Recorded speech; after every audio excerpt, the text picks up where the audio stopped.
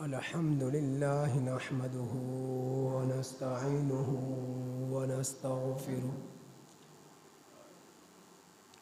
ونستغفره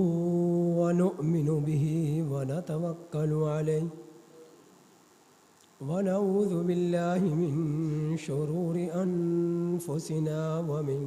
سيئات أعمالنا من يهده الله فلا مضل له ومن يضلله فلا هادي له ونشهد أن لا إله إلا الله وحده لا شريك له ونشهد أن سيدنا ومولانا محمدا عبده ورسوله أما بعد فأعوذ بالله من الشيطان الرجيم بسم الله الرحمن الرحيم اعلموا أنما الحياة الدنيا لعب ولهو وزينة وتفاخر بينكم وتكاثر في الأموال والأولاد كمثل غيث أعجب الكفار نباته ثم يهيج فتراه مصفرا ثم يكون حطاما وفي الآخرة عذاب شديد قال الله تبارك وتعالى في مقام آخر من يعمل سوءا يجز به وقال الله تبارك وتعالى في مقام آخر من يعمل مثقال ذرة خيرا يره ومن يعمل مثقال ذرة شرا يره وقال النبي صلى الله عليه وسلم كن في الدنيا كأنك غريب أو عابر سبيل وقال النبي صلى الله عليه وسلم الدنيا سجن المؤمن وجنة الكافر وقال النبي صلى الله عليه وسلم الموت تحفة المؤمن آمنت بالله صدق الله مولانا العظيم وصدق رسوله النبي الكريم ونحن على ذلك لمن الشاهدين والشاكرين والحمد لله رب العالمين.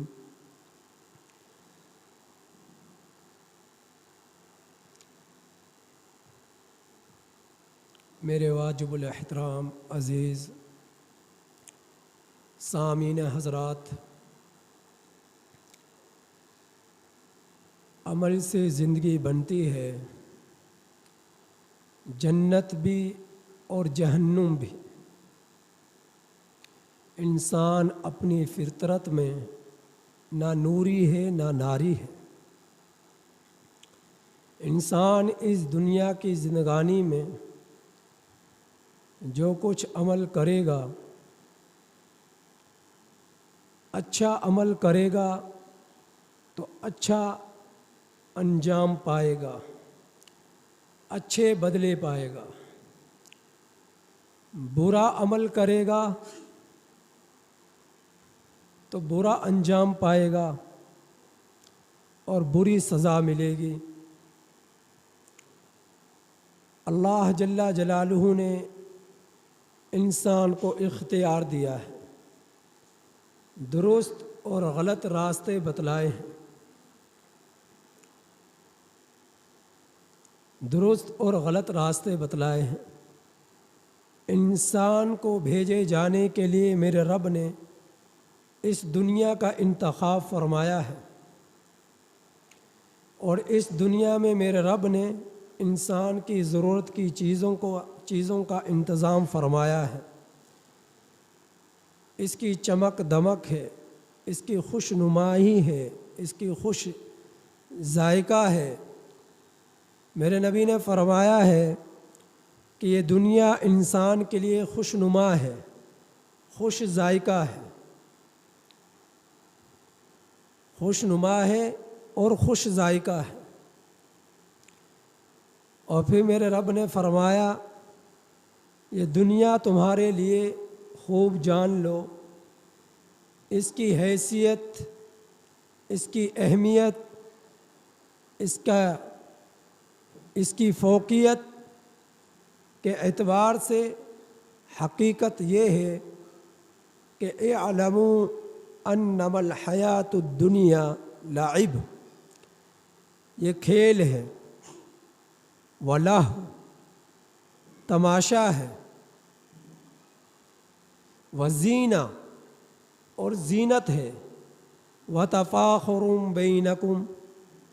آپس میں تفاخر ہے،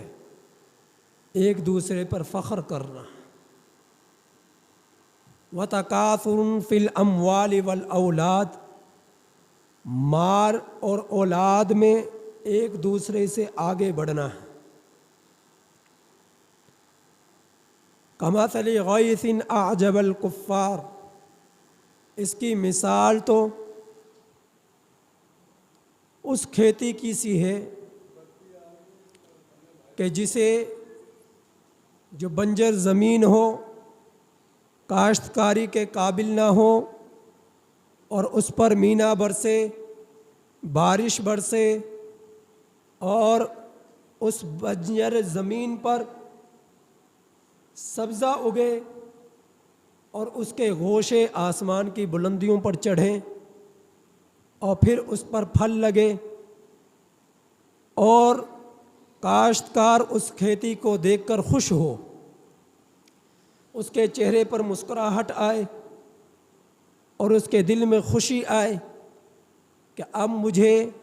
پھل ملے گا، لیکن اچانک اس کھیتی کا رنگ زرد ہونا شروع ہو جاتا ہے، یہاں تک کہ وہ کھیتی بھوسا بن جاتی ہے، اور کاشتکار کی تمنائیں اور امیدیں اور خوشی دھری کی دھری رہ جاتی ہے۔ تو یہ دنیا کی زندگی ایسی ہی ہے، اس کے رنگ اور بو کو دیکھ کر، اس کے خوش ذائقہ کو دیکھ کر، اس کی خوش نمائی کو دیکھ کر، اس کے حسن کو دیکھ کر، اس کے جمال کو دیکھ کر انسان خوش ہو رہا ہے، اولاد کی کثرت کو دیکھ کر خوش ہو رہا ہے، اس کی رونقوں کو دیکھ کر خوش ہو رہا ہے، جائیداد، پلاٹ، بنگلوں میں اضافے کو دیکھ کر خوش ہو رہا ہے، شہرت کو دیکھ کر خوش ہو رہا ہے۔ موت جب اس کو اپنا نوالا بنائے گی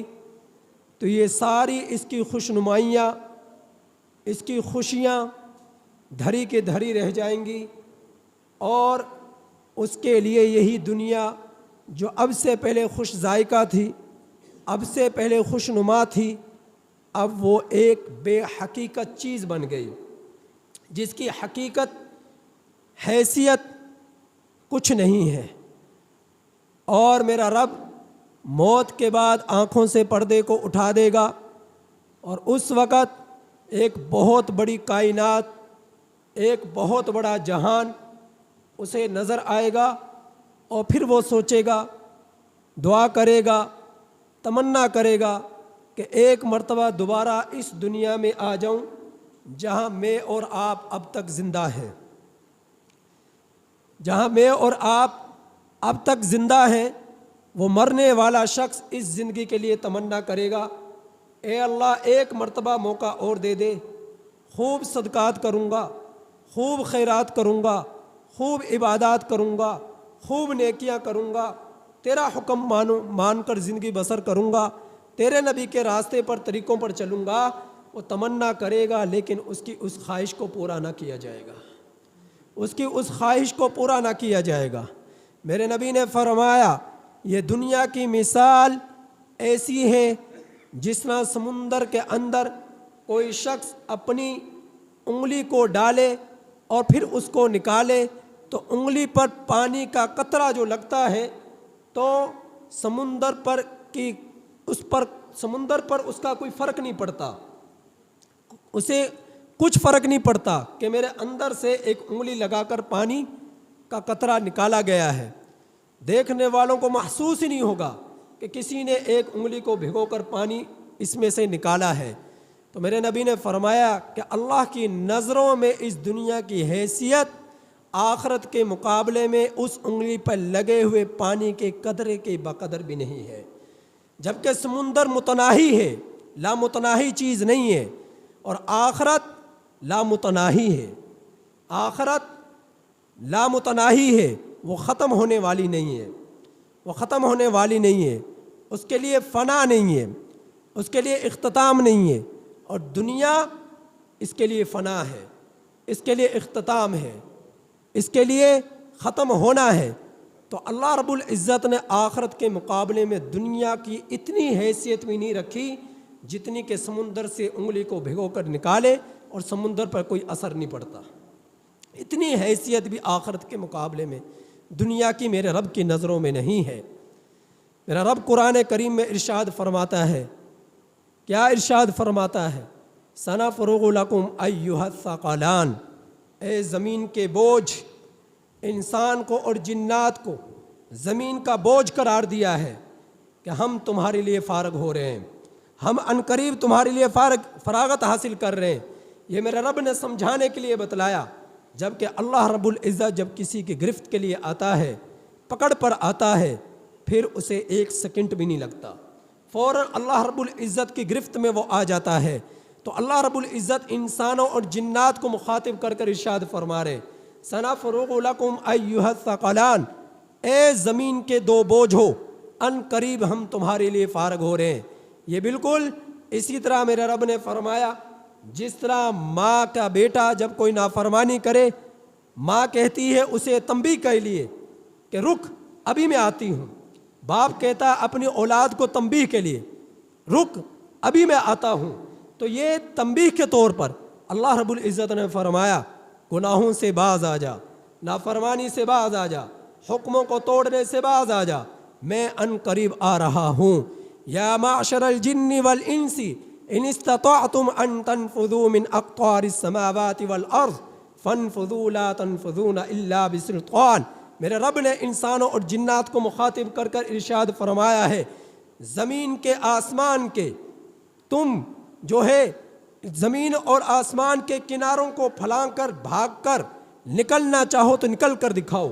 کہاں بھاگ سکتے ہو، کہاں نکل سکتے ہو؟ اللہ رب العزت مخاطب فرماتے ہیں، لیکن اللہ رب العزت کی پکڑ سے کوئی نکل نہیں سکتا،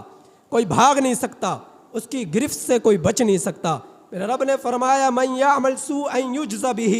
جو شخص بھی دنیا کا اندر عمل کرے گا اس کو اس کا بدلہ دیا جائے گا، دنیا کا اندر جیسا کام کرے گا اس کو اس کی جزا سزا ملے گی۔ پھر میرے رب نے فرمایا فمن یعمل مثقال ذرۃ خیرا یرہ، جو شخص دنیا کے اندر ذرا بھر بھی نیک عمل کرے گا، کل قیامت کا دن میرا رب جو ہے اس کو اس کے نیک عمل کا بدلہ دے گا جنت کی صورت میں۔ اور پھر فرمایا ومن یعمل مثقال ذرۃ شرا یرہ، جو شخص دنیا کی زندگی کے اندر ذرا بھر بھی برا عمل کرے گا کل قیامت کے دن وہ اسے پالے گا۔ یہ زمین ہمارے لیے ٹیپ ریکارڈ کی مانند ہے، یہ زمین یہ ہمارے لیے ایک ٹیپ ریکارڈ کی مانند ہے، اس کی حیثیت بالکل اسی طرح ہے جس طرح ایک آواز ہے، ایک ریکارڈنگ کا آلہ ہے، ایک پھر آواز کو سنانے کا آلہ ہے۔ آپ کے پاس ٹیپ ریکارڈ ہے، آپ اس کے سامنے آواز بولیں، وہ ٹیپ ریکارڈ آپ کی آواز کو محفوظ کرے گا، پھر جب آپ اسے دوبارہ سننا چاہیں آپ اس کا بٹن دبائیں، وہ ٹیپ ریکارڈ دوبارہ سے آپ کی نکلی ہوئی آواز کو آپ کو سنائے گا۔ تو دنیا کی زندگی آپ کے لیے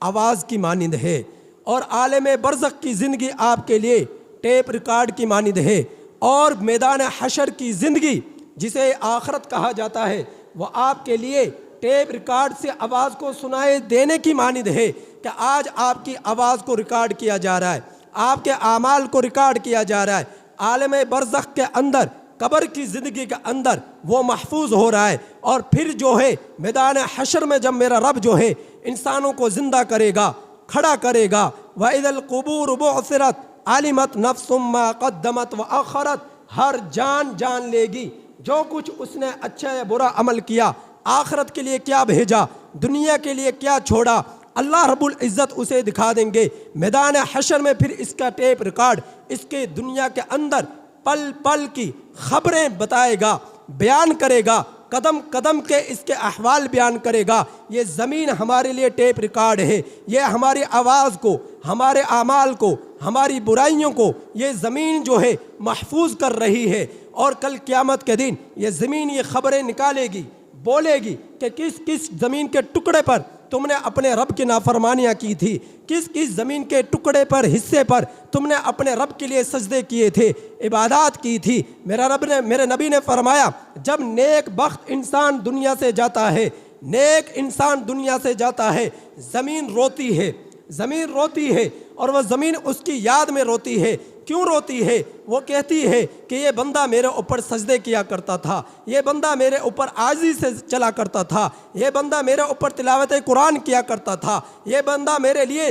جو ہے ضرورت مندوں کی ضرورتوں کو پورا کرنے کے لیے چلا کرتا تھا، یہ بندہ جب مجھ پر چلا کرتا تھا اس کے اعضاء پورے آخرت کی طرف متوجہ ہوا کرتے تھے، اس کی زبان، اس کے دل کی دھڑکنیں اللہ کی یاد سے تڑپا کرتی تھی اور جو ہے رویا کرتی تھی۔ تو زمین کے ٹکڑے جو ہے جہاں جہاں اس نیک بخت انسان نے اپنے رب کی چاہت کے مطابق زندگی گزاری ہوگی، رب کو راضی کرنے کے لیے اعمال حسنہ کیے ہوں گے، زمین کے وہی ٹکڑے اس کے لیے روتے ہیں۔ قربان جاؤں اللہ کے رسول صلی اللہ علیہ وسلم کی ذات اقدس پر، میرے نبی نے جس وقت حضرت سعد رضی اللہ تعالیٰ عنہ کا جنازہ پڑھا، دیکھا کہ آپ صلی اللہ علیہ وسلم کے جو ہے ایڑیاں جو ہیں آپ صلی اللہ علیہ وسلم کی اٹھی ہوئی ہیں اور پنجے زمین پر موجود ہیں۔ حضرات صحابہ اکرام رضی اللہ تعالی عنہ نے دیکھا کہ نبی کریم صلی اللہ علیہ وسلم ایڑیوں کو اٹھا کر چل رہے ہیں، پنجوں کے بل چل رہے ہیں۔ اس سے پہلے کبھی نبی کریم صلی اللہ علیہ وسلم کو ایسی حالت میں نہ دیکھا گیا۔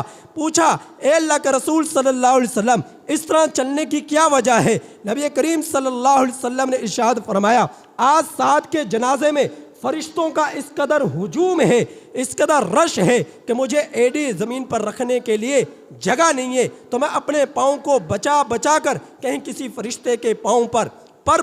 ایڑی نہ پڑ جائے، میں اپنے پاؤں کو حفاظت کے ساتھ اٹھا کر جنازے میں شریک ہو رہا ہوں۔ تو فرمایا کہ سعد کا انتقال ہوا ہے، زمین روئی ہے، 3 دن تک آسمان رویا ہے سعد کی ریاد میں۔ تو میرے بھائیوں، جو لوگ دنیا کے اندر اپنے رب کی چاہت کے مطابق زندگی گزارتے ہیں، زمین بھی روتی ہے، آسمان بھی روتے ہیں، فرشتے بھی روتے ہیں، شجر حجر بھی روتے ہیں، ہر چیز اس کی یاد میں روتی ہے۔ لیکن جو بدبخت شخص ہوتا ہے اور جو ہے سیاکار شخص ہوتا ہے، زمین بھی اس سے نفرت کرتی ہے، آسمان بھی اس سے نفرت کرتا ہے، اور وہ کہتا ہے کہ جلدی سے یہاں سے نکلے، یہاں سے جائے،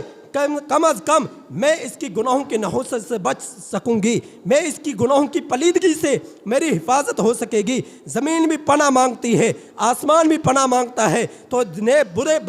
بدبخت شخص کے ساتھ یہ معاملہ پیش کیا جاتا ہے۔ میرے نبی نے فرمایا جب انسان دنیا سے جاتا ہے 3 چیزیں اس کے ساتھ جاتی ہیں۔ نمبر 1 اس کے اعزاء و اقربا، نمبر 2 اس کا مال، نمبر 3 اس کے اعمال۔ جب اسے قبر میں اتارتے ہیں اس کے اعزاء و اقربا واپس لوٹ کر آتے ہیں، اس کا مال بھی بعض دیہاتوں میں، بعض جگہوں پر جہاں پر جہالت ہے،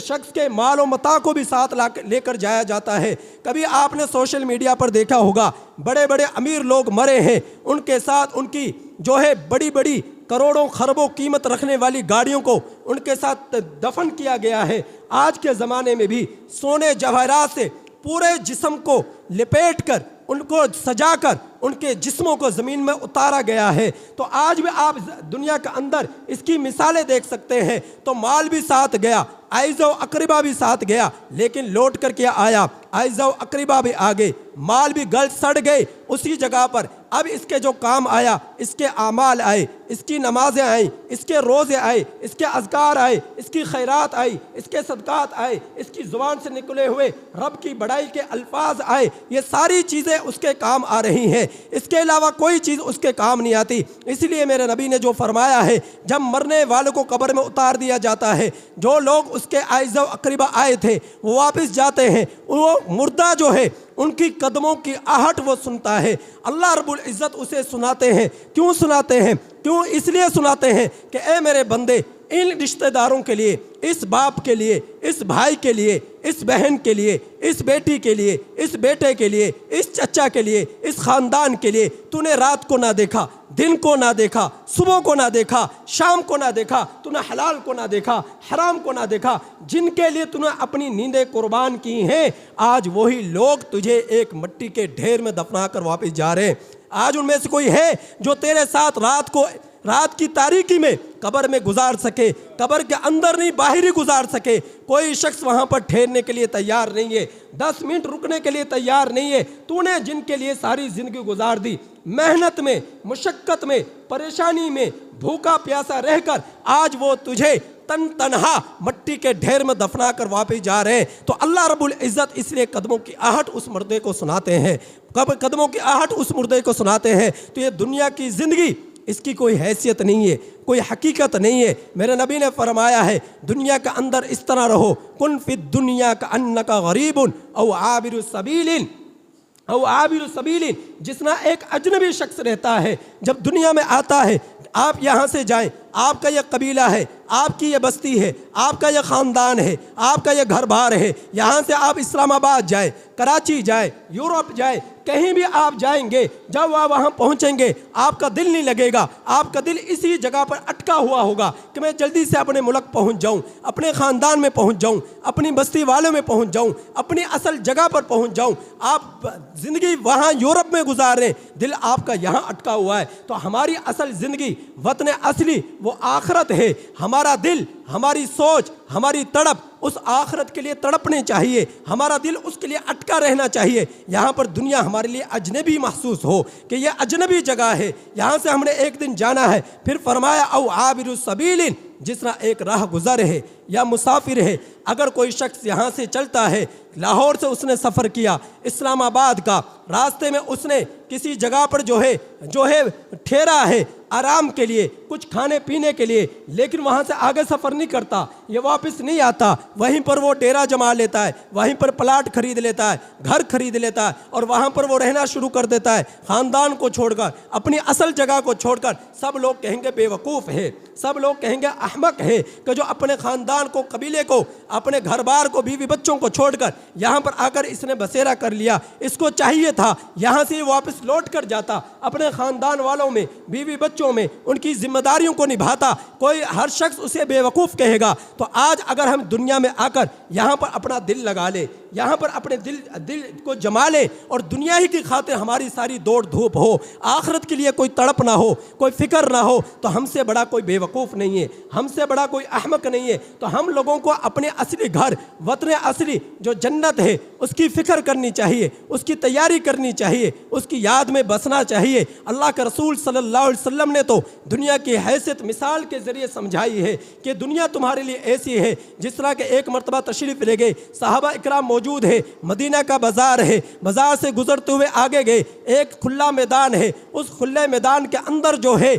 دیکھا کہ ایک مردار بکری کا بچہ ہے، وہ مرا ہوا ہے، ایک بچہ دوسرا مرا ہوا، تیسرا نمبر پر اس کا اندر عیب بھی ہے کہ اس کے کان چھوٹے چھوٹے ہیں، اس میں سے بدبو بھی آ رہی ہے۔ نبی کریم صلی اللہ علیہ وسلم نے ارشاد فرمایا، اے میرے صحابہ مجھے بتلاؤ تو صحیح، تم میں سے کوئی شخص ایسا ہے جو ایک آنے کے بدلے اس بکری کے بچے کو خرید لے؟ صحابہ اکرام رضی اللہ تعالی عنہم اجمعین نے ارشاد فرمایا، اے اللہ کے رسول صلی اللہ علیہ وسلم، ایک آنا تو دور کی بات، کوئی اسے مفت بھی خریدنے کے لیے تیار نہ ہوگا، کوئی اسے مفت بھی خریدنے کے لیے تیار نہ ہوگا۔ اللہ کا رسول صلی اللہ علیہ وسلم نے ارشاد فرمایا، دنیا کی حیثیت اللہ کی نظروں میں اس مردار بچے سے بھی زیادہ گری ہوئی ہے،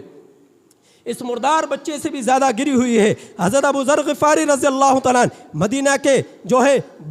پہاڑوں سے گزرتے ہوئے اللہ کے رسول صلی اللہ علیہ وسلم کے ساتھ جا رہے ہیں۔ آپ صلی اللہ علیہ وسلم احد پہاڑ آیا، مدینہ کے اطراف میں آپ دیکھیں گے کالی زمین ہے اور اسے حرہ کہا جاتا ہے، تو حرہ میدان سے گزرتے ہوئے چلے گئے، آگے دیکھا احد پہاڑ ہے۔ نبی کریم صلی اللہ علیہ وسلم نے ارشاد فرمایا، اے ابو ذر، اللہ رب العزت نے میرے لیے پیش کیا کہ اے میرے پیغمبر، اگر آپ کی چاہت ہو تو آپ اس احد پہاڑ کو سونے کا بنا دیا جائے۔ میں نے اس چاہت کو، اس کی فرمائش نہ کی، فرمایا کہ اگر مجھے یہ احد پہاڑ سونے کا دے دیا جائے، میں ایک دن 3 راتیں بھی ایسی گزرنے نہ دوں کہ میں ان کو اللہ کے راستے میں خرچ نہ کر ڈالوں، میں مٹھی بھر بھر کر یوں اس انداز میں جھولیاں بھر کر لوگوں میں اس کو خرچ کر ڈالوں، صدقات کر ڈالوں، خیرات کر ڈالوں۔ پھر اللہ کے رسول صلی اللہ علیہ وسلم آگے تشریف لے گئے، کچھ اندھیرا تھا، تاریکی تھی۔ حضرت ابو ذر غفاری رضی اللہ تعالیٰ عنہ سے فرمایا، اے ابو ذر آپ یہیں پر رکیے، جب تک میں نہ کہوں یہاں سے ہلنا نہیں ہے، کچھ بھی ہو جائے اسی جگہ پر رکنا ہے۔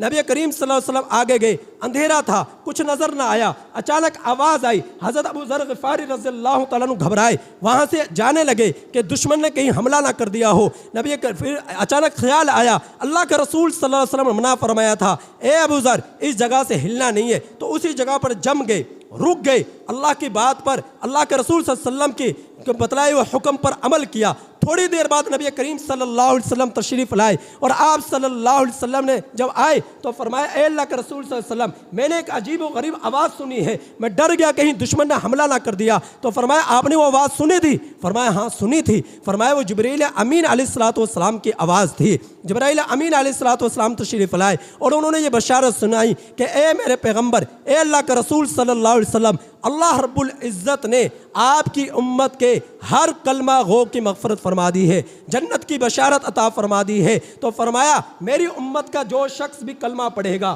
لا الہ الا اللہ محمد الرسول اللہ، وہ اللہ رب العزت اسے جنت میں داخل نصیب فرمائیں گے، جنت میں وہ جائے گا۔ ہاں اگر اس نے زنا کیا، ہاں اگر اس نے بدکاری کی، ہاں اگر اس نے چوری کی، اس نے ڈاکہ ڈالا، رشوت لی، اور جو سود کھایا، تو اگرچہ ان کی سزا بھگتنے کے بعد جائے، یا اللہ اپنا فضل فرما دے، پہلی مرتبہ جنت میں داخلہ نصیب فرما دے، لیکن جس نے بھی کلمہ پڑھا ہے ایک نہ ایک دن اللہ اسے جنت میں ضرور داخلہ نصیب فرمائیں گے۔ تو میرے بھائیوں، یہ دنیا جو ہے اس کی حقیقت جو ہے مردار بچے سے بھی زیادہ گری ہوئی ہے، اور اس کی حیثیت آخرت کے مقابلے میں سمندر سے نکلے ہوئے پانی کے قطرے سے بھی زیادہ گری ہوئی ہے۔ ہمیں اس کے فکر نہیں کرنی چاہیے، ہمیں آخرت کی فکر کرنی چاہیے۔ ہاں اگر دنیا کسی کو مل جائے یہ اللہ کی نعمت ہے، اب دیکھنا یہ ہے کہ اس کا استعمال کیسا ہو، یہ آئی کیسی ہے۔ اگر حلال طریقے سے آئی ہے اللہ کا شکر ہے، اور پھر اسے حلال کاموں میں صرف کیا جا رہا ہے تب بھی اللہ کا شکر ہے، لیکن اگر حاصل بھی حرام طریقے سے کیا